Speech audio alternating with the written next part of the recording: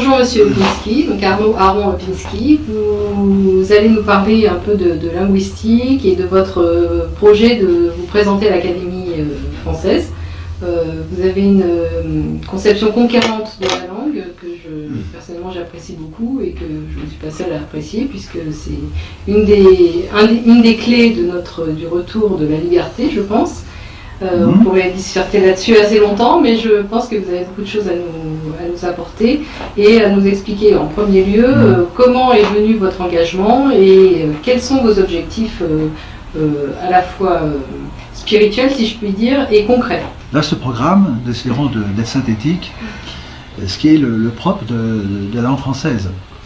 Puisque j'en parlais récemment, Madame de Staël disait bien que, je fais un peu court, mais il est rare que les Allemands écrivent des livres, de ce qui veut dire que les Français savent les écrire, parce que justement le problème du livre, c'est comme dans l'architecture, c'est le problème de l'unité. Donc c'est le problème de la synthèse. Et la question de l'unité de temps, de lieu et d'action est très très mal comprise. Certains élèves ou d'autres croient que c'est uniquement une règle parce qu'il faut dire non, c'est le moyen d'accéder à l'unité. Puisque par les spirituels, une, sainte, catholique et apostolique. Mais dès que vous n'avez plus l'unité, c'est que vous avez déjà deux choses. Donc s'il y a deux sujets dans un livre, c'est qu'il y a deux livres. Par exemple. Bon.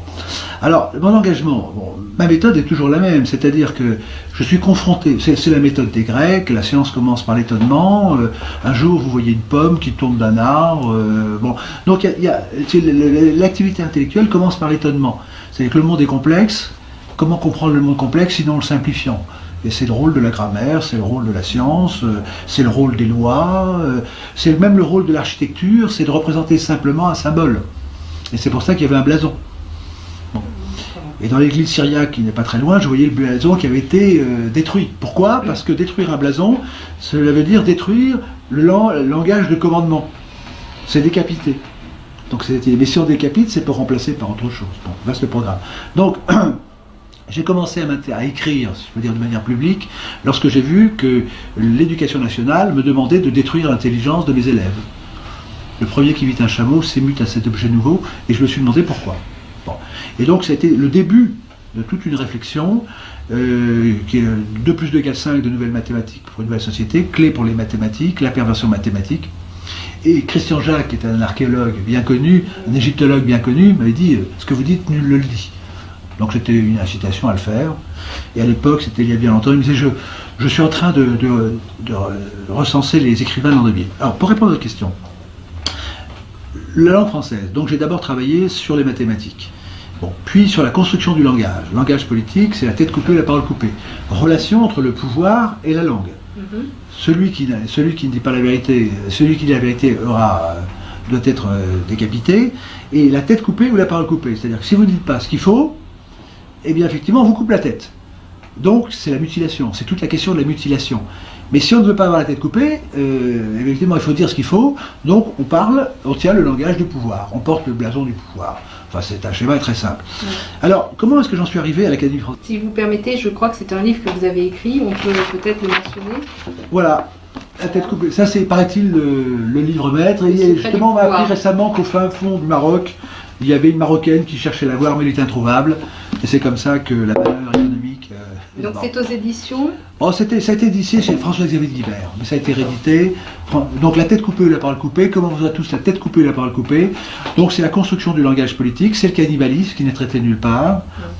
Sur le cannibalisme que j'ai fréquenté en d'autres temps. Sur la Révolution française, expliqué par le langage, par la construction du langage, notamment les 3 temps, les serments. Les serments, donc on fait rentrer les gens dans des boîtes, serment au roi, à la nation, à la loi, et puis après le roi passe en 2e position, à la nation, au roi, à la loi, et puis après à la nation, à la loi, au roi, puis plus de roi, il reste la nation à la loi, et après il reste plus que la loi. Parce que la nation est un... Donc c'est toute une technique de conditionnement sémantique. C'est par ce genre d'observation qu'il apparaît que la Révolution française est un fait de langage. C'est un fait de langage, et c'est le fait de faire rentrer dans un langage toute une population. Et donc, la Harpe, qui est l'académicien La Harpe, a fait un superbe discours le 31 décembre au lycée, 1794, après la chute du Robespierre, qui est un texte prodigieux, et qui antériorise Orwell, qui dit les mêmes choses différemment, et qui est totalement ignoré. Bon, pourquoi? Pour les raisons que je vous indique, c'est que citer la harpe, ce n'est pas très bon pour son matricule. Et tout ce qui est bon pour le bien commun est mauvais pour chacun d'entre nous. C'est pour ça que ça avance si mal. Bon. Alors, réponse. Donc, il y a un fait toujours. Dans mes écrits, il y a toujours un fait générateur. Bon, l'école, j'ai dit à mes élèves, j'écrirai un livre sur ce que vous m'enseignez. Parce qu'ils m'ont appris ce qu'il fallait que je comprenne. Bon. Ensuite, ce qui est amusant, puisque vous me posez la question, j'avais écrit un livre, La perversion mathématique. Et chez Segers, qui est un littéraire, il m'a dit, mais c'est très intéressant ce que vous écrivez. Alors, j'écris clé pour les mathématiques. Il me dit, je ne comprends pas. Vous avez du bien des mathématiques. Mais je dis, c'est comme la langue des Eupes. Hein, on peut la faire à toutes les sauces. Bon, voilà. Mais il y a un pouvoir dans les mathématiques, évidemment. Les mathématiques, je tiens à vous le dire, les mathématiques, personne ne sait quelle est la signification de mathématiques. Les gens font des mathématiques sans le savoir. Or, pourquoi est-ce qu'il y a les mathématiques alors qu'il y a la géométrie, l'arithmétique et le reste? Eh bien, les mathématiques, ça vient du mathématikoi, mais quand vous cherchez ce que ça veut dire, ex ovo via, tout est dans l'œuf, eh bien, vous voyez que c'est le savoir. Mais le savoir, la cuisine aussi, c'est le savoir. Pourquoi est-ce que ce ne sont pas des mathématiques? Eh bien, c'est un savoir initiatique. Et à Rome, les mathématiques, c'était les ateliers de sorcellerie. Mais il faut remonter un peu plus loin, il faut remonter à Pythagore, qui pour moi a terminé tout l'enseignement de la politique. Il y a 3 personnes qu'il faut connaître, c'est Pythagore, Platon, et puis Socrate. Mais Socrate n'est pas celui qu'on croit. Il était du parti aristocratique. Donc il y a tout à dire, enfin c'est sur ma thèse de doctorat, c'est la question. Et donc, le fait générateur, j'en viens maintenant, sur le linceul de Turin, c'est la même chose. Donc les chants désespérés sont les chants les plus beaux, et donc j'interviens quand la cause est désespérée. Bon. Et sur le linceul de Turin, c'était après la datation de carbone 14. Et donc il m'a été demandé de faire la synthèse épistémologique de tous les travaux qui avaient été faits. Donc par la méthode des systèmes experts, donc j'ai travaillé sur la question, mais ce qui est important de comprendre, c'est que les scientifiques étaient terrorisés. Qu'est-ce qui s'oppose à la vérité? C'est la peur. C'est principalement la peur. Et donc, j'avais vu qu'ils avaient peur d'être confondus avec ceux qui auraient démontré l'existence de Dieu. Donc ça a arrêté tous les Américains, parce qu'ils ont la bombe atomique, mais là c'était pire que la bombe atomique. Bon, alors, donc, je suis intervenu par les méthodes toutes bêtes, et donc la méthode, c'est pas moi qui ai triomphé, c'est la méthode scientifique. C'est-à-dire, ne pas avoir peur, n'ayez pas peur, comme dit un grand scientifique. Bon. Alors, donc, il y a la conclusion, donc le fait générateur, il y a un problème à régler, c'est un problème d'épistémologie, donc il est justiciable du modèle épistémologique qui, je vous rappelle, a premièrement l'observation expérimentale, qui peut s'appliquer en maths, en sciences, partout. Deuxièmement, la mesure, avec les règles.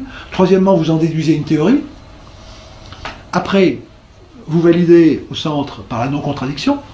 Le débat non contradictoire, la justice, c'est une rigolade, une vaste farce.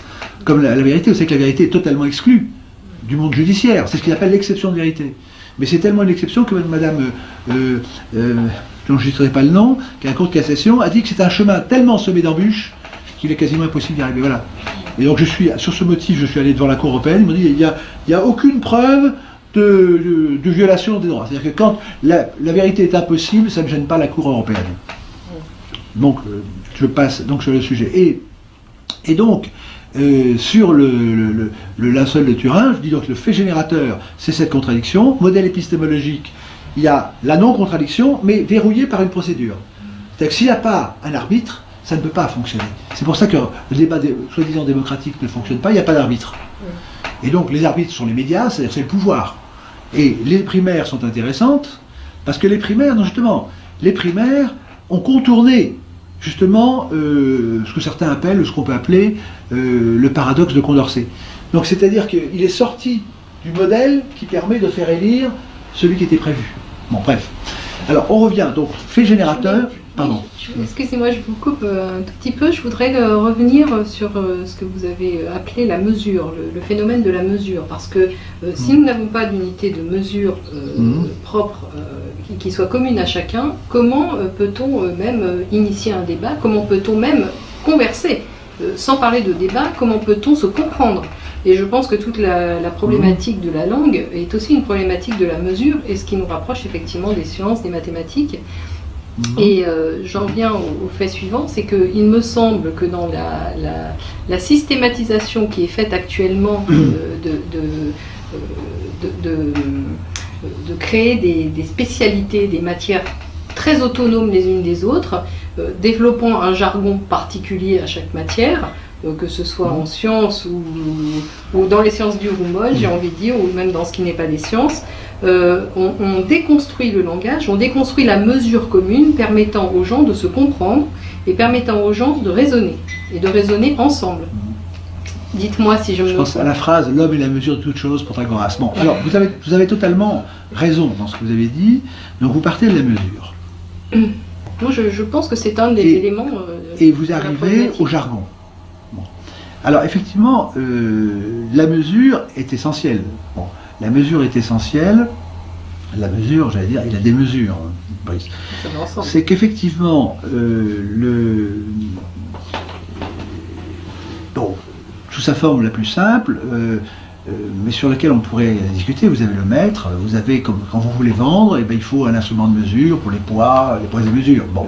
Et donc ça permet de communiquer économiquement, mais en termes de langage, nous pourrions dire que il y a plusieurs niveaux de mesure, mais on pourrait les résumer dans les valeurs des Grecs, la mesure du beau, du vrai et du bien. C'est-à-dire qu'à un moment donné, il faut se rattacher à ce qui va faire l'accord. Alors il y a aussi, éventuellement, l'attribut.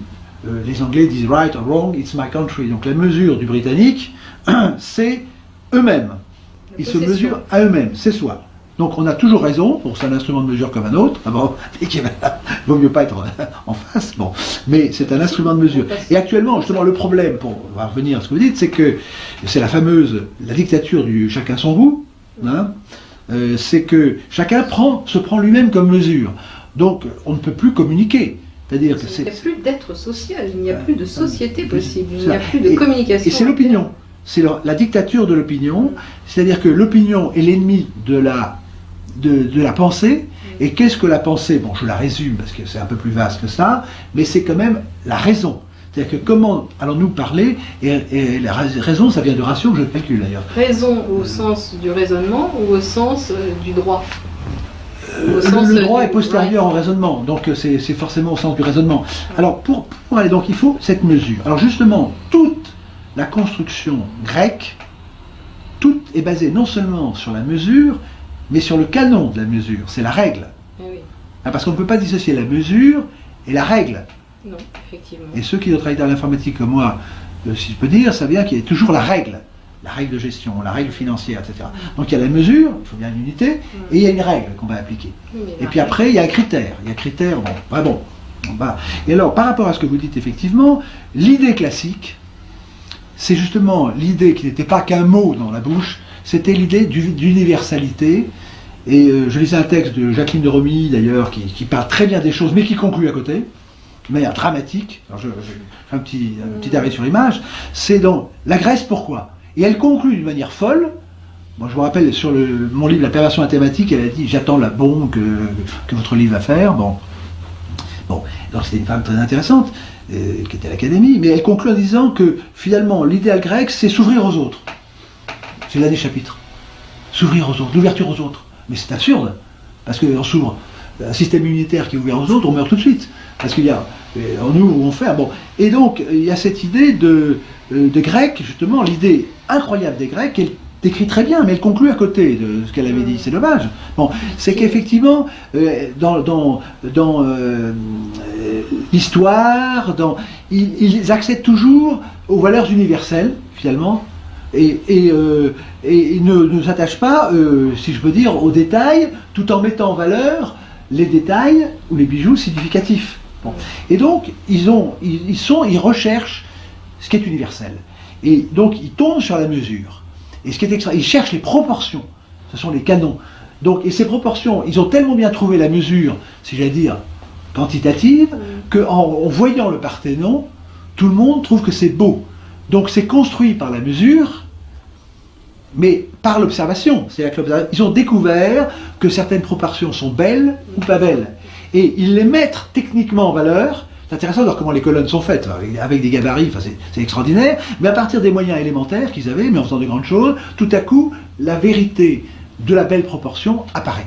Donc c'est le rapport entre le beau et la quantité. Bon. Et donc, après, ces règles sont capitalisées, si je peux dire. Une fois qu'on a découvert, on continue, et c'est le rôle des académies. Le rôle des académies, c'était la transmission des règles, non pas pour les copier bêtement, comme le croient les modernes, puisque les seuls véritablement modernes sont les classiques, parce qu'ils sont éternellement modernes. Donc, parce qu'ils ont les règles. Et donc, ils les adaptent. Donc, bon, la modernité, c'est biodégradable. Et alors, pour arriver au jargon, donc les Grecs ont voulu garder, et c'est le rôle de l'académie, garder une langue pure, de regarder ce qui est accessible à tous. C'est-à-dire que plus la connaissance est une pyramide, plus vous êtes en haut de la pyramide, plus tout le monde comprend. Quand vous dites beau, vrai et bien, en gros, tout le monde comprend quelque chose. Mais après, quand vous travaillez dans une multinationale ou dans une très grande société, vous constatez que j'ai personnellement eu accès aux lettres des dirigeants d'une multinationale que je ne citerai pas. Vous voyez que le texte du fondateur ou du patron est toujours simple. Il dit quel est son but, quel est son plan, quelle est sa méthode. C'est dans un langage non jargonné. C'est une langue naturelle. C'est un véritable délice parce qu'on comprend, c'est court, c'est synthétique. Et plus vous descendez dans l'organigramme, plus c'est un jargon. Passe-moi du B28, tu auras du B42, mais bon, incompréhensible. Je pense qu'il y a toute une dialectique à faire sur la règle, parce qu'il y a la transmission de la règle initiale, celle qui permet de comprendre et de concevoir le monde, et aujourd'hui la multiplication des règles. Et la multiplication des règles, en réalité, c'est la destruction de la règle. Alors, là, il faudrait peut-être distinguer ce qu'est la règle, il faudrait définir, question de définition de mots ou de choses, et puis ce qu'est le code. C'est-à-dire que les règles... alors là, on arrive à une distinction qui est fondamentale, qui a un rapport à ce que vous dites, c'est la différence entre la loi et la règle. C'est-à-dire que la règle vous donne en droit la coutume. C'est-à-dire que c'est une règle, mais qui est basée, qui est incarnée, si je peux dire. C'est-à-dire qu'elle est... C'est une loi. La coutume, c'est à force de... C'est-à-dire que la Révolution, c'est notamment le passage entre la loi démocratique, qui était la coutume, il y avait des centaines, et passer à la monarchie totalitaire de la loi. Donc tout le but des révolutionnaires, c'était d'avoir un système neurobiologique quasiment, c'est neurolinguistique, qui allait faire que les gens allaient réagir comme des chiens de Pavlov, dès qu'ils voient la loi, c'est bien. C'est-à-dire que c'est ce qui explique extrêmement bien la harpe, parce qu'il se pose la question de la Révolution. La Révolution donne un chiffre. Il dit que sur la population française, qui est à peu près 26 millions d'habitants, il dit qu'il y a 300 000 révolutionnaires. Ça dépend, il y a plusieurs jus de révolutionnaires. 300 000, ça me paraît énorme. Bon, surtout qu'il y a les révolutionnaires au début. Mais prenons 300 000. C'est une infime minorité qui, au nom de la majorité, va martyriser tout le monde. Or, il dit, il suffisait de l'empêcher. C'est la situation actuellement. Il dit, ces gens-là tiennent un discours fou, enfin je vous le traduis, mais cette folie, elle devient la loi. C'est-à-dire que quand vous regardez les dirigeants actuellement, que je distingue totalement d'une élite, c'est la pègre. Ceux qui dirigent, c'est la pègre. Qu'est-ce que c'est que la pègre? C'est les profiteurs. Bon, l'élite, c'est au contraire bienfaisant. Donc arrêtons de dire ces élites pourries. Oui, c'est absurde. C'est comme dire le blanc-noir. Bon, c'est un contresens absolu. Les élites, elles existent en France, elles sont opprimées, et ce sont les élites qui doivent prendre le pouvoir. C'est ça la problématique, elle est là. C'est que le bon monte et que le mauvais descendre. Donc arrêtons de parler d'élite, c'est absurde. Bon, c'est absurde. Et donc le propre de ce que dit la harpe, c'est qu'il suffisait de les arrêter. Et le passage sémantique, c'est-à-dire épistémologique et intéressant, c'est la folie devient loi. C'est-à-dire que les gens actuellement respectent la loi. Vous prenez le mariage pour tous. Bon, la définition de la loi Taubira est totalement illégale. Mais personne n'a eu le courage. Je me suis battu. Illégal par rapport au droit naturel et par rapport à l'essence de oui, mais même sans aller jusque-là, par rapport à la grammaire, c'est-à-dire la non-contradiction. Bon, l'article 1 de la Taubira, d'ailleurs, qui évite de formaliser, parce qu'il y a les définitions de choses et les définitions de non-grammaire. Et là, ça m'introduit à l'académie. C'est ce mot mariage qui m'a fait arriver au divorce avec l'académie, si j'ose dire, pour faire un petit jeu de mots. Bon. Donc, le mot mariage, il y a les définitions de choses, ça se traduit par le verbe être. La définition de nom, c'est j'appelle. Donc on peut dire j'appelle Kleenex, un petit paquet, etc. C'est arbitraire. Les définitions de mots sont arbitraires. Les définitions de choses ne sont pas arbitraires, elles doivent dire ce qu'est la chose. On n'a pas le droit de dire, en grammaire, un chat est un animal qui fait miaou ou qui aboie. Et ça, c'est le langage, c'est la grammaire Taubira, si vous voulez, qui n'est pas encore éditée, mais qui va peut-être citer. La grammaire Taubira, c'est de mettre deux choses contradictoires dans le même mot. Parce que si c'est indifféremment du sexe, il fallait dire le mariage et l'union. Pourquoi parler de sexe? Puisque c'est indifférent du sexe. Bon, on voit bien qu'il y a un petit problème, il y a un petit tour de passe-passe là. Or, le propre de la langue française, tout ce qui n'est pas clair n'est pas français, donc la grammaire de Taubira n'est pas claire. Bon, si je peux dire. C'est-à-dire que c'était le rôle, justement, de ceux qui ont inventé la langue française, qui, je rappelle, est une langue de l'intelligence. Qui ont construit alors la langue. C'est une langue construite, c'est une langue de l'intelligence, qui a été voulue comme une langue d'intelligence par l'élite, justement. C'est l'élite en France, en tout cas, qui s'est groupée autour de l'élite politique qui était le roi. Vous savez, les mots sont terribles, les mots, parce qu'il y a une vérité des mots. Bon, par exemple, personne n'appelait les cigarettes président. Même si c'était pour nous empoisonner, on dit sur les royales. Bon, je devais discuter avec les gens, ils disent j'ai été reçu royalement. Personne ne dit j'ai été reçu présidentiellement. Bon, vous voyez. Et puis quand, après une belle nuit, je sais pas quoi, les gens disent c'était divin. Mais ils disent pas c'était représentatif. Bon. Donc, vous voyez, donc le matériau noble, le mot noble a résisté à la Révolution. Il y a encore des matériaux nobles. Et puis quand un député va à Versailles pour le Congrès, il dit vraiment ici on sent la grandeur, la majesté, il dit il y a une proposition qui était noble. Il n'y a que l'aristo qui a été raccourci. Le noble, on ne peut pas le raccourcir, sinon il n'existera plus. Donc il y a encore des bois nobles, des matériaux nobles, des actes nobles, parce que ça dit la chose. Noble, c'est pas une question de diplôme, c'est pas une question de blason. Noble. Bon. Et donc la langue dit vrai. La langue ne trompe pas. Comment ? Grandeur. Oui. Dans la mesure. Hein. Bon, donc ces mots ne trompent pas.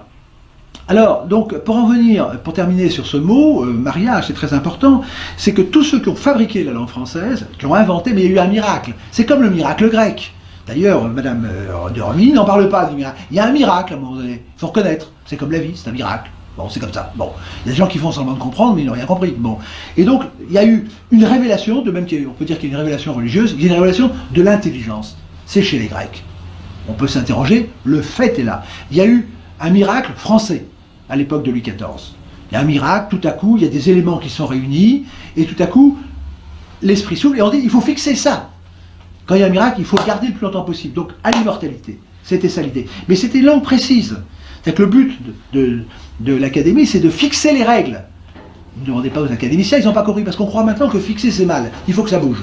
Quand ça bouge, c'est bien. Il faut évoluer. La décision politique à l'origine de l'académie, est-ce que c'est Louis XIV lui-même ou est-ce que ce sont ses ministres ? C'est Richelieu, c'était l'époque de Louis XIII, je vous rappelle. Bon. Mais c'était le principe, c'est-à-dire que il y a, je vous dis, si nous ne balayons pas le nouvel évangile qui s'est appelé, qu'on appelle certains les principes de 89, etc., nous sommes morts, non pas morts politiquement, mais personnellement. C'est-à-dire que ce ne sont pas des principes, mais on arrive quand même à des choses hallucinantes. Liberté, qualité, fraternité, ça ne veut rien dire. C'est pas moi qui le dis. Allez dire les meilleurs auteurs des meilleures sociétés qui sont discrètes pour ne pas être secrètes, ils vous le diront eux-mêmes. C'est contradictoire. C'est contradictoire, absolument. Mais c'est pas politique. C'est la sémantique évidente. C'est-à-dire que si vous êtes libre, vous avez le droit de ne pas être égal. Et si vous êtes égal, vous êtes plus libre. Bon, et si vous êtes libre, vous ne pouvez pas être fraternel avec n'importe qui. Donc ça ne veut rien dire. Donc c'est une manipulation. Quand vous dites à quelqu'un vrai, beau et bien, ça veut dire quelque chose. Je ne dis pas qu'il ne faut pas débattre. Mais moi, la question que je pose quand j'achète du fromage ou du vin, quand on me dit c'est chacun son goût, j'ai dit il y a le bon et le mauvais goût. Il y a une pyramide du goût. Moi, ce qui m'intéresse, c'est ce qu'il y a en haut de la pyramide. D'ailleurs, c'est plus cher en général. Donc voilà, il faut arrêter de parler de la mesure. Il y a un instrument de mesure. Bon, donc revenons quand même à cette question de définition. La base du classicisme, et vous l'avez dit au début, c'est on ne peut pas parler avec des personnes si on ne s'est pas entendu sur les principes. C'est Confucius qui le dit. Bon, notamment, qui aurait pu rentrer à l'académie. Bon, il est un peu tard. Bon. Mais, donc il faut d'abord savoir ce dont on parle. Donc il faut des divisions. Et le drame actuellement, ce qui traduit le drame intellectuel, moi j'avais vu Ludovine de la Rochère, elle était d'accord. J'ai vu des maires qui ne voulaient pas faire des mariages, qui n'en sont pas. Eh bien, aucun n'a voulu attaquer en droit. Et c'était en l'espèce et en grammaire. L'académie non plus. Nous avons fait une saisine de l'académie, et elle a dit, ils n'ont pas le droit de le faire, mais elle a répondu. Donc ça a marché. Ils ont été saisis d'une saisie qui ne pouvait pas être saisie. Bon. Et ça a été suivi même par Raffarin. Mais il y a eu un petit trucage dans la saisine de Raffarin. C'est-à-dire que j'ai le texte de l'Académie en réponse, c'est dantesque. C'est dantesque. Elle justifie le fait que... Donc il faut qu'une chose ait son nom. C'est-à-dire que l'État a le droit d'associer tout ce qu'il veut. Droit, il a le pouvoir. Il a même le droit, puisque le droit ce n'est que la traduction du pouvoir. C'est sur ce point que la coutume était le seul État démocratique. C'est-à-dire que pourquoi finalement, quand vous avez des problèmes, par exemple, le rattachement d'Alsace-Lorraine en 1918, mais ça a été fait de manière tyrannique. Il faut voir ce qui s'est passé par les singes alsaciens. Bon, parce que justement, l'idée de base, c'est que l'être est l'être. Et politiquement, la France s'est construite sur le principe du mariage. Mais du mariage, pas le mariage de Bira. Le mariage, conforme à la définition du dictionnaire. C'est la première fois dans l'histoire de l'humanité, les Grecs ont tout inventé, mais ils n'ont pas inventé le mariage Taubira, parce que c'était des gens, ils savaient que ça serait un vice d'intelligence, d'appeler une chose qui n'est pas celle qu'elle est. Donc non, mais c'est la première fois dans l'histoire de l'humanité. Ça indique quoi? C'est pas la libération, c'est pas une avancée. C'est-à-dire ça montre l'effondrement intellectuel, je ne parle même pas de morale, l'effondrement logique. Il faut appeler les choses par leur nom.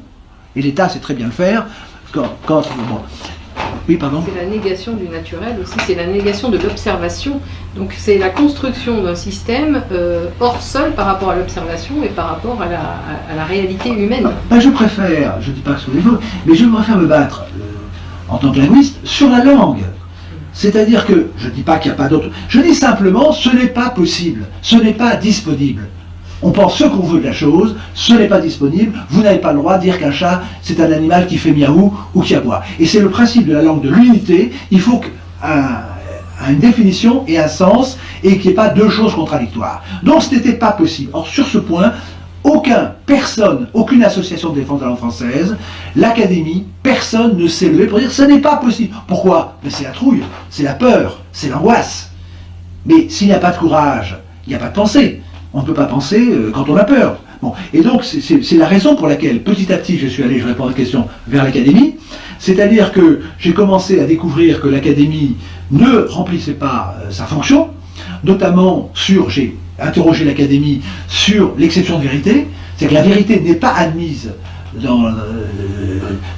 en justice en France. Il y a Donadieu de Vabre qui m'avait soutenu d'une certaine manière en disant que la définition posait un problème, la définition de la diffamation, parce qu'il faut comprendre les choses, c'est-à-dire que vous parlez de la mesure. Bon, qu'est-ce que c'est que la mesure de la vérité? Qu'est-ce que c'est que la mesure de la justice? C'était les sujets qui passionnaient les Grecs, qui ont passionné ceux qui ont fait la langue française. Quand vous avez un adjectif verbal, est-ce qu'il faut qu'il y ait un nu au milieu ou pas? Enfin, dans certains cas. Donc, c'était comment est-ce qu'on peut... Le rôle de ceux qui ont fait la langue, c'est de donner à ceux qui allaient l'utiliser, c'est-à-dire les littéraires, les écrivains, qui ont toujours été au-dessous, ça n'a jamais été les maîtres de la langue, et aux scientifiques et aux autres, les moyens de penser. Mais pour penser, il faut des outils. Et ces outils sont consubstantiels à la langue, et dans les statuts de l'Académie, c'est décliné. C'est-à-dire que l'Académie devait donner des règles certaines. Ne demandez pas à Madame Carrière d'Encausse que ce sont des règles certaines, puisqu'elle dit que la langue s'est fait toute seule. C'est formidable. Bon, c'est comme les enfants, ça se fait tout seul. Mais c'est quand même, on croit rêver quand même. Il faut relire les statuts. Donc on ne peut pas à la fois se réclamer de Richelieu, je réponds à votre question, bon, comment s'est faite l'Académie, on pourra en reparler si vous... Bon, on ne peut pas en même temps se réclamer les statuts pour porter un uniforme, une épée, etc., avoir la garde républicaine qui fait tambour, avec la statue d'ailleurs, excusez-moi, la statue non pas de Louis XIII, de Richelieu, d'un autre, mais vous avez Napoléon qui est là, il est toujours là, Napoléon. Il est là aux Invalides aussi. C'est pas lui qui a fait les Invalides, mais il faut le mettre partout. C'est la figure de la démocratie. Expliquer. Bon, il faut toujours qu'il soit là. Bon. Et donc la règle doit être l'exactitude pour penser. Et c'était le rôle de l'Académie. Alors elle décline les outils. Parce que Mme Carrière d'Encausse dit également que, en gros, faisant court, la langue française et ses instruments sont devenus les ennemis à battre. C'est-à-dire ce sont les moyens de penser, mais ce sont les moyens d'être. Alors, on ne va pas faire un débat académique pour savoir si on peut penser sans langage. Concrètement, on ne peut pas penser sans langage. Et si on n'a pas appris le langage assez tôt, on ne peut pas penser. Et d'ailleurs, il y en a qui ont encore un langage qui ne pense pas. Bon, c'est même pas suffisant. Bon, il ne suffit pas d'avoir un langage piégé, un langage avec des mots, des virus.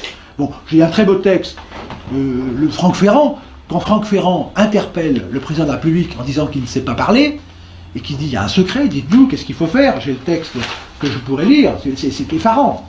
C'est effarant. Bon, et les instruments sont déclinés dans les statuts de l'Académie. Il y a le dictionnaire, il y a la grammaire, il y a la rhétorique, parce que le but c'est de rendre la langue éloquente. Et en dernier, il y a l'art poétique. Pourquoi l'art poétique? Je pense notamment à l'art poétique de Boileau, parce que l'art poétique permet d'atteindre le sublime. Alors qu'est-ce que le sublime? Il y a eu des débats, notamment au Cercle Lamoignon. Est-ce que c'est l'application des règles ou c'est quelque chose d'autre? Mais non, évidemment, c'est pas l'application stricte des règles, c'est pourrait-on dire, la transcendance des règles. C'est les règles appliquées au sublime. Le sublime, c'est la victoire totale, c'est comme le beau absolu, il n'y a plus rien à dire. Vous voyez, donc les règles permettent d'atteindre. Mais voilà, ça. Donc le but, c'est une échelle qui permet d'atteindre le sommet. Pour ceux qui n'ont pas compris, l'échelle, c'est fait pour monter. Bon, maintenant, c'est fait pour descendre. Bon, c'est l'échelle de l'école. Bon, pourtant, vraiment. Et donc, il y a ce manque de courage d'oser appeler les choses par leur nom. Et ça, c'est tout à fait... moi, qui suis passé devant les tribunaux, c'est tout à fait évident. Alors, donc, la question, maintenant, c'est de remettre en ordre de bataille l'académie, que chacun s'oblige à appliquer les règles, et parmi ces 4 moyens, je rappelle, sont vraiment les instructions. Il y a l'explication de texte. Maintenant, plus personne ne sait faire une explication de texte. Bon, vous n'avez plus, d'ailleurs, Madame Karine Lancause l'a remarqué, bien entendu, elle a raison, il n'y a plus de dissertation. Les gens choisissent l'explication de texte, mais ils ne savent pas ce que c'est qu'une explication de texte. Non, on voit qu'il y a un plan de destruction de l'intelligence. Les mots ont été pervertis, et le sens profond... Alors, ils sont plus que pervertis, c'est-à-dire que c'est très astucieux, c'est-à-dire que ce sont des virus dormants, c'est-à-dire qu'ils vous envoient dans le mur, c'est-à-dire ils pensent pour vous. Il y a ceux qui veulent vous rendre heureux malgré vous, il y a ceux qui veulent penser pour vous. Bon, et ça, c'est une chose. Et parmi les 4, l'Académie a seulement traité le dictionnaire. Et là, elle est très contente parce que dans la 9e édition, elle est multipliée par 2 les nombres. Parler de la mesure. C'est que maintenant, il y a 60 000 mots. Bon, mais il n'y a pas de grammaire, donc on ne sait pas comment ça s'organise. Il n'y a pas de rhétorique, on ne sait pas parler, et il n'y a pas d'art poétique. Et donc l'Académie, l'écart de place, c'est-à-dire qu'elle ne remplit pas sa fonction. Et surtout, elle ne se réunit pas, vous l'avez dit, pour traiter ces jargons. Vous parlez, c'est comment faut-il traiter ces langages et comment faut-il permettre aux mots clés, maintenant tout le monde parle de citoyen, alors le citoyen partout, pour permettre aux humains, aux Français en particulier, d'accéder aux valeurs essentielles qui sont les valeurs spirituelles, puisque vous parlez de spirituel. C'est-à-dire que, quand même, moi j'ai vécu avec des cannibales. Et bon, j'ai une bonne culture cannibale, et d'ailleurs, les enfants, c'est dans les feuilles de bananier, pour ceux qui sont intéressés. Bon. Mais c'est très intéressant de parler avec les cannibales. Ce sont des gens qui sont moins barbares que d'autres, parce qu'au moins ils croient que quand ils mangent quelqu'un, ils mangent l'âme, ils sont plus, conscients des choses que ceux qui mangent des poulets aux hormones, sans savoir que les poulets de grains sont meilleurs, parce qu'on mange l'âme de la bête. Et puis la santé avec. Donc je dis ça sur une mode un peu humoristique, mais de parler avec eux, parce qu'ils savent très bien que l'athéisme, par exemple, bon, qui a été dit aristocratique, c'est le comble de l'imbécilité scientifique. Pourquoi? Parce que l'athée, enfin, il faudrait regarder ce qu'il a derrière la nuque. Bon. Mais l'athée, parce qu'il y a toujours un Dieu, c'est Napoléon qui disait la révolution n'a jamais été sans roi, mais l'athée n'a jamais été sans Dieu. Le premier Dieu visible, c'est lui-même. Il suffit de parler avec l'arrogance, bon, c'est la dictature du chacun à son goût. Bon. Mais ce qui est important, c'est que, pourquoi est-ce que les Grecs croyaient en Dieu? Parce que c'était des scientifiques. Alors on peut après discuter sur l'identification de Dieu. Mais c'est la cause des causes. C'est-à-dire que la base de la science, c'est qu'il y a des causes. Mais s'il y a une cause des causes, cause toujours. Mais cette cause, c'est Dieu, forcément. Donc si vous voulez, alors là je suis en train de vous faire puisque vous m'en donnez le plaisir, si je peux dire, c'est de faire la démonstration qui est à faire, c'est-à-dire qu'il faut battre en race campagne tous ces menteurs, tous ces imposteurs qui ont effectivement impressionné, si vous voulez, l'ancien évangile, les anciens évangiles et les classiques, pour ne pas rentrer dans le religieux. C'est-à-dire que je me suis occupé j'étais engagé dans la communication à une époque. Et alors, à un moment donné, il se posait la question de la musique. La musique est un langage. Et alors, on disait, qu'est-ce qu'on leur met dans les oreilles à ces gens-là? Bon, vous voyez, je le dis un peu simplement, parce qu'il y a un temps mort entre 2 personnes qui interviennent. Et alors, qu'est-ce que vous voulez choisir? Est-ce que vous mettez du biniou? Bon. Vous mettez danse provençale? Bon. Vous mettez du classique? Si vous mettez de la musique, il va y avoir des discussions. Alors, vous leur balancez de l'abstrait, de la musique moderne. Et là, personne ne dit rien. C'est comme dans les supermarchés. Chacun achète son...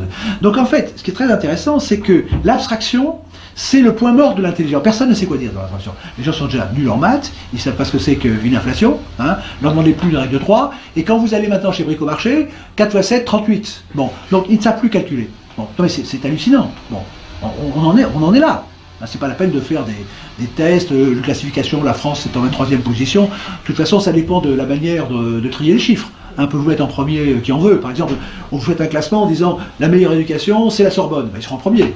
Bon, sinon, vous allez à Pékin ou à Shanghai, et bon, de toute façon, c'est une manipulation. Il faut regarder ce dont on parle. Bon. Et ça, c'est le point essentiel. Ça.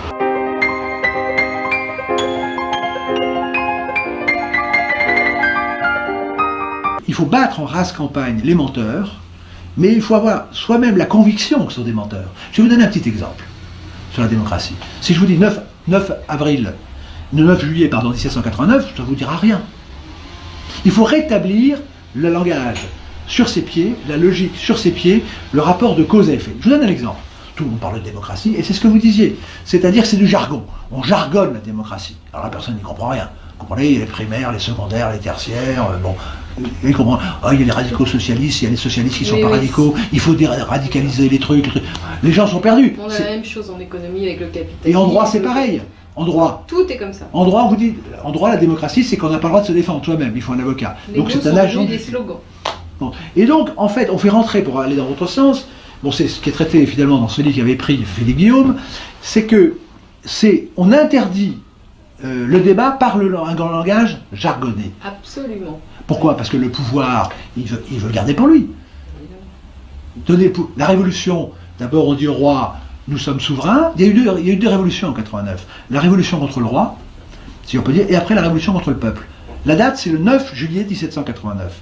Ce qui s'est passé avant la prise de la Bastille, parce qu'ils égorgent, c'est les gens qui ont le pouvoir qui égorgent. La révolution, c'est pas d'égorger pour prendre le pouvoir, c'est quand on a le pouvoir, on tue les autres. Il ne faut pas se tromper dans l'ordre des facteurs, c'est très important. Or, le 9 juillet 1789, eh bien, les députés, ils sont votés leur immunité. Voyons. Bon. Et deuxièmement, que le mandat n'était pas impératif. Et c'est encore dans la Constitution.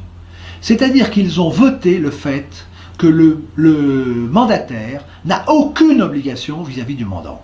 Donc c'est une farce et attrape. Eh bien, ce que je vous dis, c'est la base de tout. Parce que le principe logique, vous êtes un mandant. Donc on pourrait dire d'une certaine manière, avec un peu d'humour, que les dernières élections démocratiques, c'est celle des États généraux, qui est toujours un symbole d'ailleurs. Quand on veut se parler, c'est les États généraux. États généraux. Bon, donc ils se réunissent. Bon.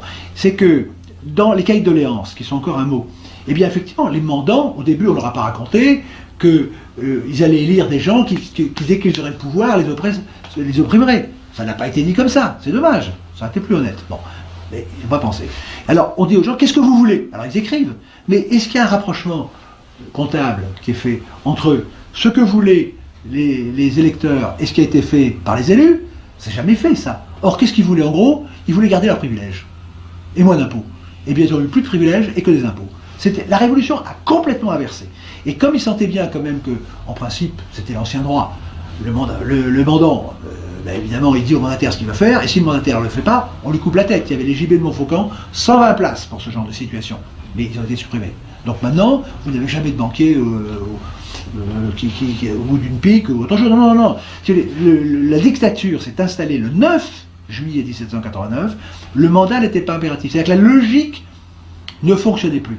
C'est-à-dire qu'il n'y avait plus rien de responsabilité. C'est l'absence de responsabilité. L'absence totale. D'ailleurs, aux États-Unis, sans prendre comme modèle les États-Unis, il y a quand même une sorte de serment qui est fait de respecter. En France, rien du tout. Le président de la République arrive, on ne lui demande pas s'il a le bac, rien du tout, il y va.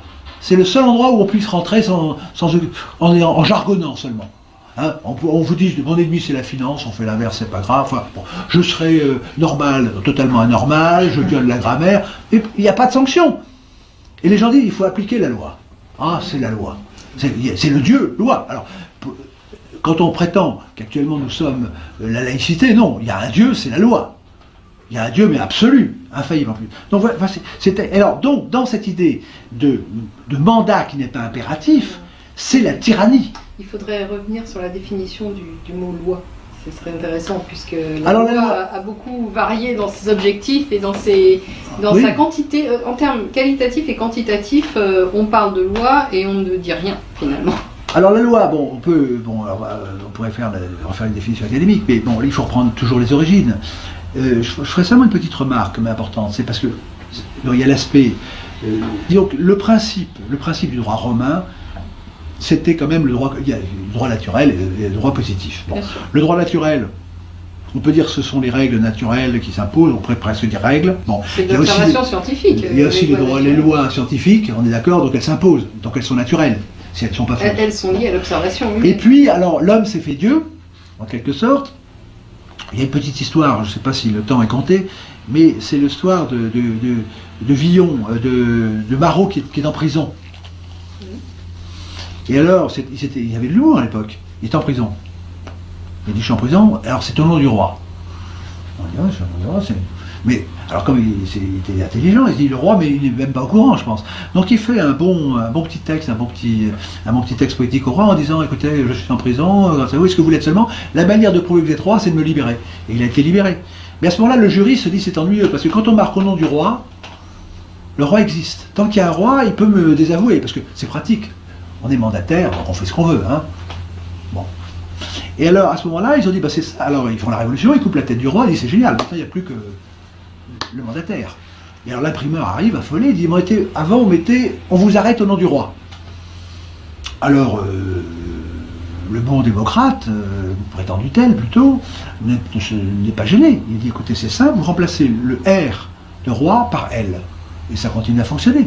Et c'est toute la logique des serments au nom du roi, de la nation, de la loi. Donc les gens, le commun des mortels, obéit à la loi comme il obéissait au roi. Mais le roi ne faisait pas des lois. Et c'est ça la tyrannie actuellement. C'est que le roi faisait des ordonnances. C'est distinguer le damier, c'était la coutume, mais qu'il n'avait pas inventé. Oui, la loi Taubira, c'est une loi de tyran. C'est-à-dire que de changer la grammaire, vous changez la coutume. Donc Madame Taubira apparaît effectivement comme la pire des dictatures, celle qui change l'ordre du langage, qui oblige, surtout le pire c'est d'obliger toutes les fonctions publiques à violer l'intelligence, donc à mutiler l'intelligence, parce qu'obliger quelqu'un à utiliser un mot contradictoire, c'est une mutilation. C'est la pire des choses, c'est pire que de mettre quelqu'un en prison, parce que quand elle est en prison, on ne dit pas qu'il est libre en général. Donc là, on vous dit, mais non. Et après, c'est de dire qu'on s'est trompé. Et c'est la culpabilisation.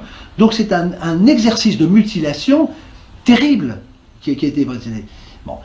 Est-ce que ce que vous décrivez, est-ce que c'est pas l'achèvement d'un processus plutôt que le début d'un processus? Parce que quand on traduit le terme stylo par outil scripteur, par exemple, c'est déjà le désengagement de la langue, du concret, du cas concret, matériel. Alors le grand échiquier, je ne sais pas si je réponds à votre question, mais c'est le nominalisme et le réalisme. Bon, ce qui est traité là dans ce livre, la querelle du nom, c'est le rapport entre le verbe et le nom. Est-ce que c'est le nom qui fait la chose, est-ce que la chose qui fait le nom? Oui. Bon, et donc le principe, et c'est pour ça que je vous dis, Clémenceau, qui a fait une phrase très terrible sur la République est un bloc, personne ne lui a répondu. J'ai le texte, pas ici, mais la Révolution est un bloc, j'accepte, je soutiens les loyales de Nantes, tout, bon, et c'est bien dit d'un côté. Et c'est bien dit, c'est un langage terroriste. Mais il a dit à ceux qui étaient en face de lui, nous nous battons sur nos principes, vous ne nous avez jamais répondu. Donc il faut faire un combat, au lieu de répéter comme des perroquets, les valeurs, il faut complètement éradiquer les fausses valeurs. Et donc réincarner le langage. Voilà, il faut réincarner, et là la langue française est l'outil.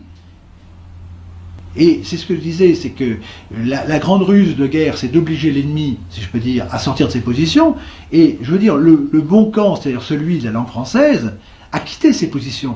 Les gens sont complexés, comme Mme Carrère d'Encausse dit.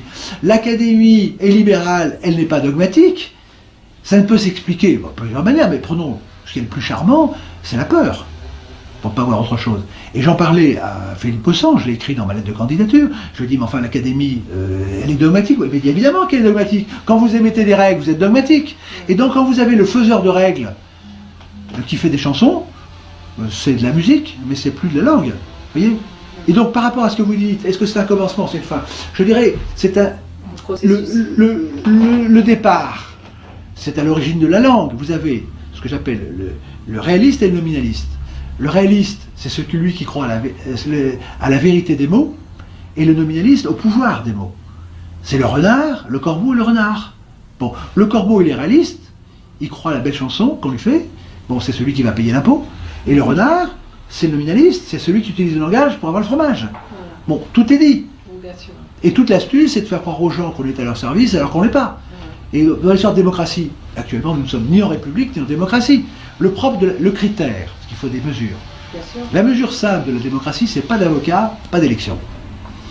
Et actuellement, c'est de vous dire, vous êtes en démocratie, puisqu'il y a des avocats pour vous défendre. En fait, ce sont des menteurs, parce que c'est celui qui a l'avocat qui vient. On dit d'ailleurs un bon avocat. On ne dit pas, avez-vous une bonne cause? On dit, avez-vous un bon avocat? Tout est dit. La mesure est terminée. Bon, pas le cas, et pas d'élection. L'élection, les Grecs savaient qu'ils n'étaient pas des imbéciles, que l'élection allait payer. C'est l'affaire Pygmalion. Il faut payer de la chanson, il faut payer de la musique, il faut payer du matraquage. Donc, nous ne sommes pas en démocratie, loin de là, et nous ne sommes pas en république, parce que quand vous regardez une république, quelle est la mesure? Vous regardez le forum. C'est le symbole de la république romaine. Et qu'est-ce qu'il y a au milieu du symbole? Le temple. Donc, je ne dis pas qu'ils croyaient au bon Dieu, au mauvais Dieu, mais ils savaient bien qu'il y avait autre chose au-dessus d'eux. Bon, il y a de très beaux textes sur la laïcité, c'est-à-dire que les laïcs qui ne sont pas des laïcs, c'est un moyen d'opprimer la laïcité, il ne faut pas se tromper, c'est un moyen d'opprimer. Un outil de pouvoir. Bon. Eh bien, évidemment, c'est un outil de géniflexion. C'est-à-dire qu'il faut s'incliner, il faut se mettre à genoux dans la laïcité. Bon, c'est une religion qui ne dit pas son nom, d'oppression. Et vous savez, souvent il y a une vieille phrase latine qui dit on juge souvent les autres par eux-mêmes. Et ceux qui ont fait passer la loi de séparation de l'Église et de l'État disaient, en gros, je caricature mais à peine, ils disaient aux religieux, vous avez inventé un nom pour dominer les autres, c'est Dieu. Vous voyez? Ils se décrivent eux-mêmes. La laïcité est un mot qui a été inventé pour dominer tout le monde. C'est-à-dire qu'on arrive avec une minorité infime d'athées à dominer, au nom de la majorité, un pays qui était quasiment totalement catholique. C'est pas beau ça? Ça c'est la magie du nominalisme et de la loi. Mais ça demande une certaine technicité. Comme quand vous passez en justice, racontez une histoire technique. Vous avez la technique. La technique, c'est la technique qu'il y avait autrefois dans les châteaux. Quand vous rentrez dans un château, vous étiez attaqué de flanc, de paix, vous passiez par des caissons étanches. Vous voyez, et on vous traitait différemment suivant votre grade. Bon. La justice, c'est la même chose. C'est-à-dire qu'ils ont coupé en compartiments, c'est le jargon. C'est-à-dire qu'il faut passer des épreuves. Et chaque fois qu'il y a des épreuves, il y a des choses trappes. Et ce qui est astucieux, c'est que ce que vous pouviez faire à l'étape 1, vous ne pouvez plus le faire à l'étape 3. Illustration. Donc, dans le cas de la diffamation, d'abord on vous dit est-ce que vous plaidez la vérité ou pas la vérité? Est-ce que vous plaidez l'insulte ou la diffamation? C'est déjà extrêmement compliqué. Bon. Alors il faut rentrer dans une case. Et si vous êtes trompé de voie, on dit attends, vous avez peut-être raison, mais il fallait prendre l'autre couloir. Donc là, comme vous avez des spécialistes des choses trappes, ça s'appelle les juges, ça s'appelle les avocats, et donc ils vous orientent. L'idéal, c'est quand vous avez votre avocat qui vous tire dans le dos, d'ailleurs. Bon, ça, c'est autre chose. Donc, en fait, la justice n'est possible que quand vous avez affaire à une personne.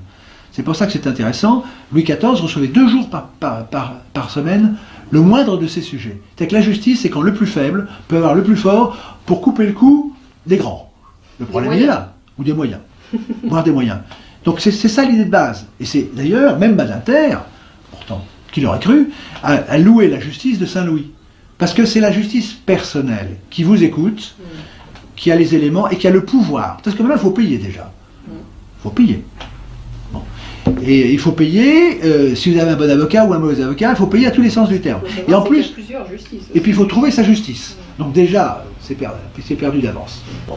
Même déjà, La Fontaine en avait dit un Mangoulard. Donc je vous explique le système. Bon, mettons que vous avez choisi la diffamation. Bon. Et puis, la diffamation et pas l'outrage. Bon. Et puis là, vous dites, je veux l'exception de vérité. D'accord? C'est vrai ce que je dis. Il battait bien sa femme.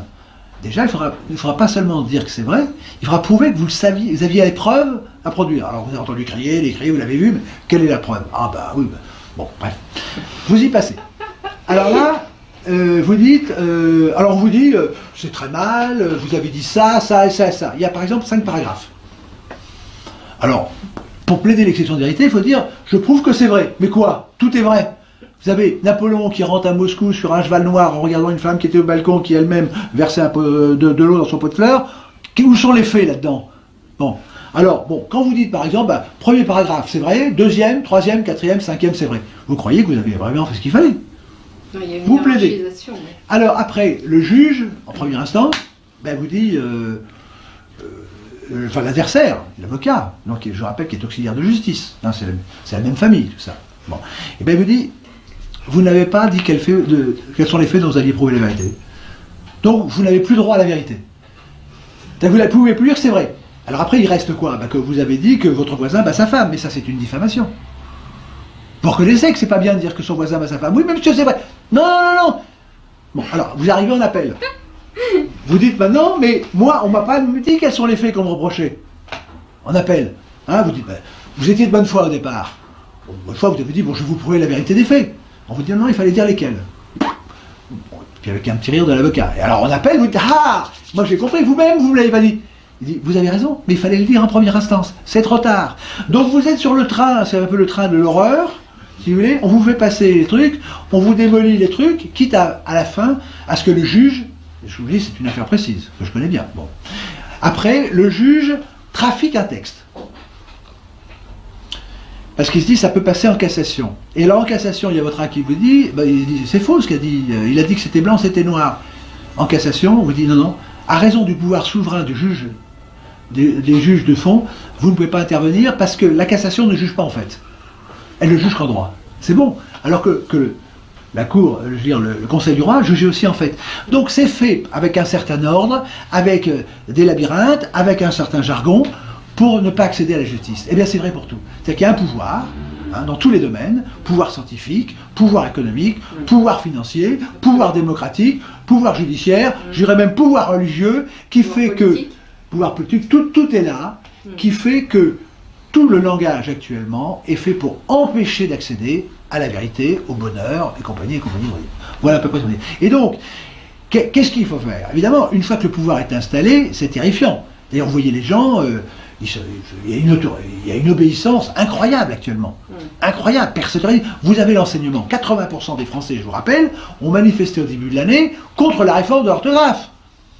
C'est quand même pas rien. Ça a été acté. Ça continue. C'est-à-dire qu'il y a une soumission à l'autorité inimaginable. Il y a un Dieu, c'est la loi. Absolument. La loi. Alors c'est la loi, les gens... L'autocensure. Il y a une sorte de... disons que la transsubstantiation. Il y a une sorte de transsubstantiation. Le crétin, quand c'est mis sous forme de loi, ça devient Dieu. C'est ahurissant. Parce que c'est toute cette bande de lascars que nous voyons incapables, rien, arrogants, insultants, outrageants, haineux, destructeurs de la langue, destructeurs de l'art, destructeurs de la santé, qui vous insultent à jet continu. C'est incroyable. Déni de justice total. À Versailles, par exemple, vous avez un certain Hollande qui va dire qu'il faut défendre là le patrimoine, mais il le détruit moralement en France, à Versailles. Il a même voulu faire de Versailles le mémorial à la honte de la France. Mais c'est hallucinant. Bon, à travers le fameux... Donc, alors là, actuellement, dans cette attitude, alors ce qui est très important, c'est la rupture sémantique suivante. Autrefois, du temps de la langue française, il fallait justifier. Il y avait une logique. Maintenant, il y a le passage par l'opinion. C'est-à-dire, ce qui compte, c'est pas la vérité, c'est pas le raisonnement, c'est que toutes les oies se mettent à jacter ensemble, et de la cacophonie va naître la lumière. Encore une transsubstantiation extraordinaire. C'est-à-dire que l'idée, c'est que la solution viendra toute seule. C'est-à-dire tout le monde, moi je pense ça, j'aime ça, tout à coup le miracle, toc, le Dieu vérité apparaît, le Dieu bonheur. Alors, ça fait quand même un certain temps que c'est le plus menteur qui est élu. Mais c'est normal, puisqu'il faut être élu. Donc c'est celui, le meilleur bonimenteur. La gens, si c'est étonnant, j'ai élu un bonimenteur, mais ils n'ont pas élu. Ils ne savent pas que les élections sont toutes truquées. Ça n'a aucun sens. Bon, ça s'appelle une... Et donc, il faut revenir, passer de l'opinion à la pensée. Et la pensée, c'est le raisonnement.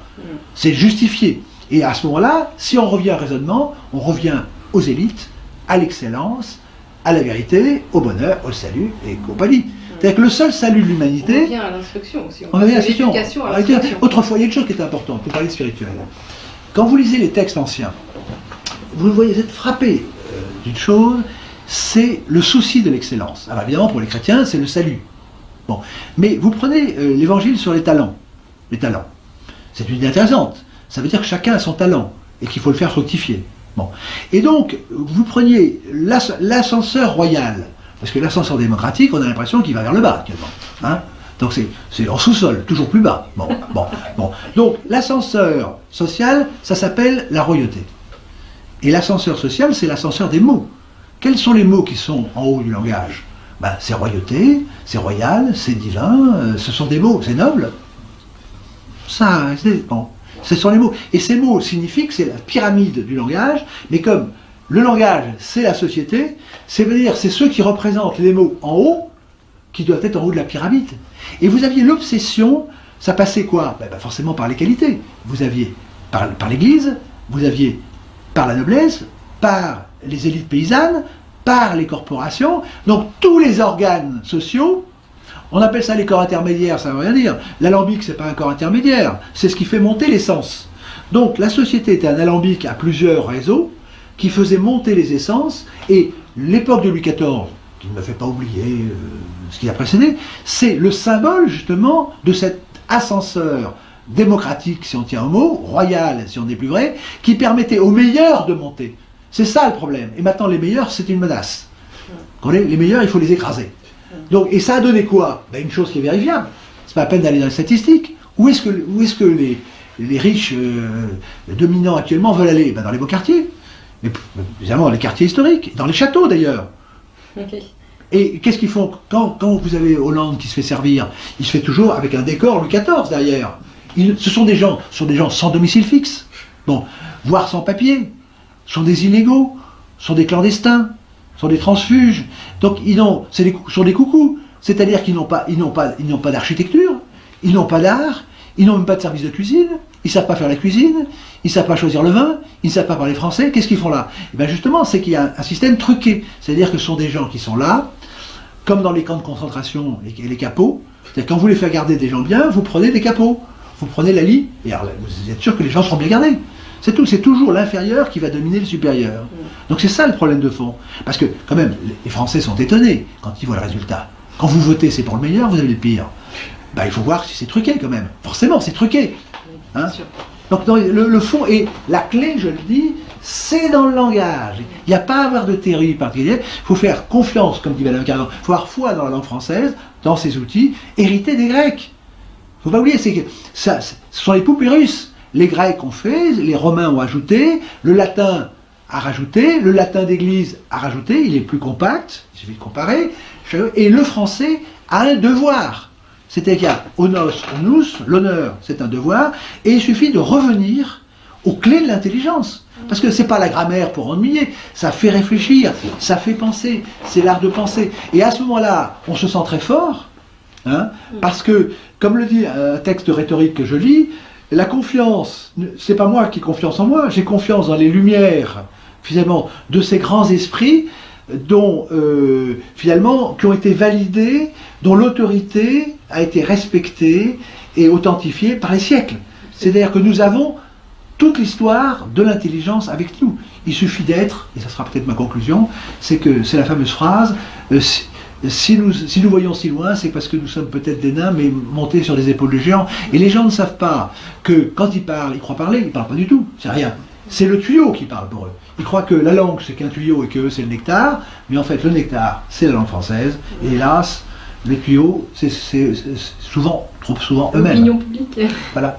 Avez-vous des échos concrètement de vos perceptions linguistiques au sein de l'académie et dans des cercles plus larges? Alors le paradoxe, parce que là il y a un pari ludique, c'est-à-dire que est-ce que l'intelligence peut triompher des médias? Le premier exemple, c'est le linceul de Turin. C'est-à-dire que le tohu-bohu médiatique qui avait déclaré le linceul de Turin faux a été inversé par la méthode scientifique, au symposium de Paris, au symposium de Rome, qui a conclu le linceul. L'Église s'était trompée, c'est pas rien quand on connaît. L'Église s'était trompée, la science s'était trompée, le linceul s'était trompé. Ça, c'est la méthode scientifique. C'est-à-dire une fois que vous avez la vérité, même les médias sont obligés de se mettre à genoux. Bon, ça c'est une chose. D'autre part, sur Versailles, donc en ayant montré, grâce à vous, que l'inversion des valeurs qui a été illustrée à Versailles par l'inversion du grand combat de la lumière et de l'ombre par Capor, la reine d'Angleterre a répondu. À sa manière, ce sont des amis anglais qui nous l'ont dit, c'est que dans son allocution de Noël, elle a répondu sur le thème de l'Apocalypse, même si c'est l'évangile de Saint Jean, qui est l'évangile, le dernier évangile des initiés, comme chacun sait, et elle a répondu en truquant la phrase. La vraie phrase, c'est « La lumière, lui, dans les ténèbres, et les ténèbres ne l'ont pas reconnu. » Et elle a dit « La lumière, lui, dans les ténèbres, et les ténèbres ne l'ont pas étouffé. » Ce qui est l'inverse. Donc c'est la manière de répondre. C'est-à-dire que par rapport à ce que vous dites, l'effet de ce que l'on fait peut être dans un silence, mais qui montre que le message a été reçu et qu'en fait la vérité agit par des canaux. Et là, pour l'Académie, ce qui est très intéressant, c'est que ma candidature, non pas en tant que personne, embarrasse, puisque je suis, comme dans l'habit du Grand-Duc, celui qui dit que le roi est nu. Bon, donc c'est quand même embarrassant. Bon. Et donc, je dis que je ne cite que les textes académiques, je les renvoie à leurs textes et dire il faut conclure maintenant. Il faut tirer les conclusions de vos propos. Quand vous dites qu'il faut, comme l'a dit Maurice Schumann, le 30 janvier 1975, ça date quand même, qu'il faut forger les armes de la reconquête, le temps des héritiers est clos, il faut maintenant forger les armes de la reconquête de la France. C'est pas rien quand on connaît la langue française. Eh bien, qu'est-ce qui a été fait? Rien. Quelle est la pensée qu'il y a eu derrière? Rien. Qu'est-ce qui s'est même demandé ce que ça veut dire? Forger les outils. Quel genre dit? Rien. Madame Carendan-Cauze, à juste titre, a interpellé le président de la République. C'était le 5 décembre 2013, en lui demandant de déclarer 2014 année de reconquête de la langue française. Pas de réponse. Le protecteur de l'Académie ne répond pas. Alors on en arrive maintenant, pour répondre à la question, à ma candidature. Alors les médias, j'en ai appelé au débat, au nom de Philippe Besson, qui est, comme chacun sait, est celui qui est à l'origine de ma candidature. Alors donc ils ont traité le sujet par la cacophonie. Bon. Alors ils ont mis en avant un certain Valentin, en disant il est merveilleux, il se présente à l'Académie, enfin bon. Mais puis à la fin il y a eu une attaque frontale, avec un certain mot que je ne prononcerai pas par le point, qui a voulu terroriser les académiciens avec ce fameux mot. Bon, ça a repris, mais on en parlera, c'est un traitement qui a été traité et défini, parce qu'il faut que ça définisse. Et bon, il se trouve que j'ai eu 2 voix, ces 2 voix se sont éteintes, je n'ai pas perdu de voix, ce sont les 2 voix qui sont éteintes, bon, depuis. Mais, nouvelle candidature, parce qu'il faut voir comment ça avance, c'est-à-dire que, reprenons une phrase, Mitterrand disait, on ne me voit pas bouger, mais j'avance, vous voyez. Donc il faut avoir des instruments de mesure pour savoir d'abord si on est sur la bonne route, ça s'appelle la boussole, bon, et puis après savoir si on avance. Et là c'est le filin que l'on fait passer au bord du bateau pour voir le nombre de nœuds. Bon. Donc ma thèse est pas, j'avance parce que j'ai des contacts avec l'Académie, j'ai des discussions, ouais, bon, donc, ça avance parce que la logique avance. Le cerveau est aspiré par la vérité. C'est un instrument assez bizarre, le cerveau, c'est comme l'éponge. Bon. Et donc là, les médias ont fait un silence total. Donc première stratégie pour étouffer le bruit, deuxième, la chambre sourde, pour ceux qui connaissent. Et là, j'ai fait passer comme un article, et là il y a eu quand même une élection blanche. Mais il y a un candidat qui dit il faut reconquérir, et qui se recommande, ma candidature c'est, je réponds, vous m'avez appelé, j'arrive. Enfin j'arrive, la thèse arrive, rien. Et donc ça ne peut pas durer indéfiniment. C'est-à-dire qu'en mettant la vis d'Archimède bien placée, en insistant, il va se passer quelque chose. Bon, je contribue, nous ne sommes jamais qu'un agent, mais ça ne peut pas durer. Alors ceci dit, ce que je vois, c'est comme à Versailles, les associations de défense du patrimoine, rien. Moi j'ai reçu d'une association que je ne nommerai pas, un petit Père Noël avec un drapeau français, en disant il faut que le Père Noël parle français. Voilà, bon, voilà la défense. Non, mais on croit rêver. Non, je ne dis pas qui c'est parce que bon, voilà. Donc restons, nous approchons de Noël. Non, mais voilà. Et donc il y a, pour des raisons personnelles ou autres, il se trouve que je fais encore la marche en tête et seul. Bon, c'est pas seul, mais il y a quand même des gens. Donc maintenant, le projet, je suis en train de faire un manifeste, je l'ai lancé à l'Académie, pour la reconquête de la langue française, et il faut effectivement que les Français se mobilisent. Pourquoi ? Parce que le principe du pouvoir, c'est le pillage. Faut pas se tromper, les gens se battent pour le pillage. Regardez les gens veulent gagner quelque chose, de l'argent, du truc, c'est ça la vérité. Donc si vous voulez vous battre pour le bien, il faut aussi proposer du pillage. Alors là, nous avons une chance, c'est comme nous avons été pillés, nous pouvons piller les pillards, et à ce moment-là, c'est une manière honnête de piller. Et ça, je crois que ce sera le mot de la conclusion, et la langue française nous permet ce pillage. Je vous remercie infiniment, Monsieur Opinski, de votre talent dialectique. Eh bien, c'est moi qui vous remercie, et il faut joindre l'utile et l'agréable, et voilà. Merci beaucoup, et je vous remercie aussi pour cet enregistrement. Merci beaucoup, messieurs. Merci à vous.